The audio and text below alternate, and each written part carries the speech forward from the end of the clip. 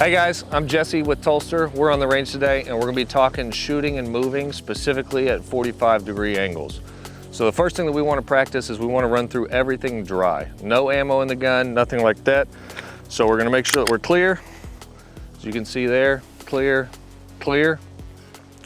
So it's all well and good whenever you're practicing at the range and you're shooting at a static position. It's great working on your fundamentals, your trigger squeeze, your presentation of the gun, all those things. However, it doesn't really translate into real life scenarios. In a real life scenario, I'm not gonna be planted, checking my stance, making sure my feet are right, making sure I'm presenting the gun properly, proper sight alignment, and standing still while addressing a threat. That's just dumb, right? The threat's gonna be shooting right back at you and you're in a static position. Real life, the only time that you're gonna be in a static position is more than likely whenever you're behind cover. Shooting from behind cover in a safe position where you can accurately put rounds on your threat behind, preferably, vertical cover. But what happens if you don't have cover around you? Well, that's what we're gonna be talking about today, and that's shooting at 45-degree angles. So first thing that we wanna practice is how do we shoot and move, right? Well, we're gonna shoot and move the same way that we would walking. Everybody is walking, and so we're just gonna walk normal, okay? There's nothing fancy about it. The thing that I may be focusing on when I'm walking is rolling heel to toe. Rolling heel to toe. So I'm going to shorten my stance just a little bit, okay? I'm going to tighten up my feet as if I'm on some tight railroad tracks, and then we're just going to walk. And my goal here is to not be bouncing up and down while I'm moving. Because if I am, what that translates into is the gun bouncing as I'm moving, right? So we're gonna practice that moving at 45s. Okay, 45s means 45-degree angle. Those of you in the military, it'd be like a half left face. So when we do that, right, we're here. My threat's not out here, my threat's over there. So I'm going to pivot my upper torso like a tank turret, just like this. My lower half is going to be square to the direction of travel, and my upper half is going to be square to my threat. So I'm going to move like this. That's left, and then moving right is a little bit easier for us because our support or our strong side arm is able to be fully extended while we're moving. So I'm fully extended, moving right, okay? We don't want to be moving completely left and completely right and shooting at the same time because we get all kinds of bound up, right? My body doesn't contort like that. Maybe some of you that are more flexible than me, it works. For me, it doesn't. I can't get a good presentation on the firearm with my shoulders square to the threat while moving completely laterally. The only way to do that would be to cross my feet, right? Well, we don't want to do that either. So we're gonna move at 45s right and left, and we're just gonna practice it dry, okay? Our threat's there, we draw, aim in at our threat, move at a 45 right. Our threat's there, we're gonna draw, aim in, move at a 45 left. When we're practicing at the range, we don't want to go full speed starting out the gate, okay? Real life, yeah, we're probably running full speed. We're probably getting that gun out super fast at sprinting, right? That doesn't create a good shooting platform for me. And it's probably not safe at the range. There's not many ranges that are gonna be okay with you guys running full bore and shooting. So we're just gonna walk. We're gonna walk, provide those good fundamentals, that stable shooting platform while we're addressing our threat. So to practice, you're at the range, your threat's there, you're gonna draw, aim in at your threat, and then begin to move. And we're just walking, trying not to dip the gun, trying not to bounce, and trying not to trip over ourselves. Now there comes an issue when we're moving, when we're right hand dominant and we're moving left, okay? When I'm moving left, there comes a point at which I get so close to my target that, if you can see this, my right hand, my right arm starts to bend. It starts to bend. I start to compress the gun closer to my face, and it doesn't create that good stance, good shooting platform, my right arm starts to bend because I'm contorting my body all the way across. Some people would say that that's okay. We got both hands still on the gun. That's all well and good.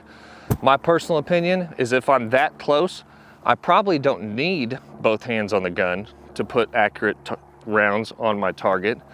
I want to mitigate that recoil as best as I can. So I'm going to collapse my support hand to my chest, gripping the gun hard with my strong hand, and I'm either going to corkscrew my elbow to tighten up all those tendons throughout here, or I'm going to do a slight cant so I can fully press that gun. I'm only probably 5 yards or in from my threat, so I'm fully pressed. I'm able to continue walking or moving at that 45-degree angle while mitigating recoil as best that I can. That's really the only variation between moving left and moving right if you're a strong hand right shooter. If you're a left hand dominant shooter, you're gonna have issues moving to the right because that left arm is gonna start to bind up as you're contorting your body. Break that grip, go to a single hand hold, flag your thumb, tighten up those tendons, and control the recoil. All right, guys, so we got Noah here. He's gonna be my Vanna White for this drill, kind of showing the way that I drill it at the range whenever I'm practicing and training. So if you wanna go ahead and start about right here, maybe at 45, guns clear. We've both checked it. So you guys will see that as the threat presents itself, Noah's gonna aim in. He's gonna do that half left face with his hips, and he's gonna walk, right? Now you can already see he's starting to get bound up right here. As he's walking, he's getting more and more bound up. He wants to switch to that one hand stance and fully extend the firearm in order to mitigate the recoil.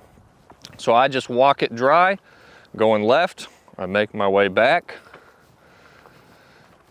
starting at about the 5-yard line, aim in. He's gonna do that half right face, and then he's gonna walk right. And as you see, he has no issues with his strong hand getting bound up at all. His strong hand, his strong arm's able to fully extend on the gun the entire time. So again, I know that like one-handed shooting may be a little bit foreign to some people, but for me, what I've found in my experience and my training is that the more extension that I have on the gun, the better I'm able to tighten up all my tendons in my arms and my lats and tighten everything up. I control that recoil better. As the gun comes in, I don't have any of that stable base anymore, and the gun starts to flip. And so when I'm moving left at close range and that gun's flipping, I can't squeeze the trigger as fast as I want to because I'm gonna have rounds going all willy-nilly, right? So that's why I prefer to break that grip and fully extend and punch out. I know everybody uses punch out, but punch out my strong hand, flagging my thumb, tightening everything up so I can mitigate recoil. So Noah's gonna come back here, about 5-7 yard line. He's gonna go ahead and load and make ready. Press check if he needs to. And then again, we're not starting anything from the holster yet. We're not there yet. So we're gonna aim in on our threat, and we're gonna move left and just casually move left about 3 to 5 rounds. As you start to feel yourself getting bound up and that strong arm tightening in and the gun getting closer to your face, I want you to break that grip, bring your support hand to the center of your chest, keep it out of the way of the muzzle, fully extend your strong arm, and continue firing, okay? So we'll just go on the up command. So ready, up, and move.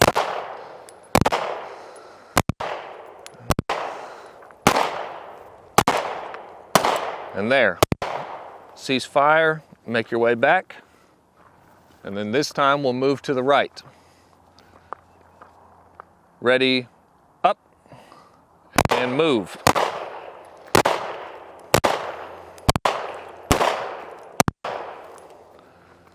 Unload, show clear, guns clear, and then over time, we're just gonna speed things up and get smoother and faster and more prepared.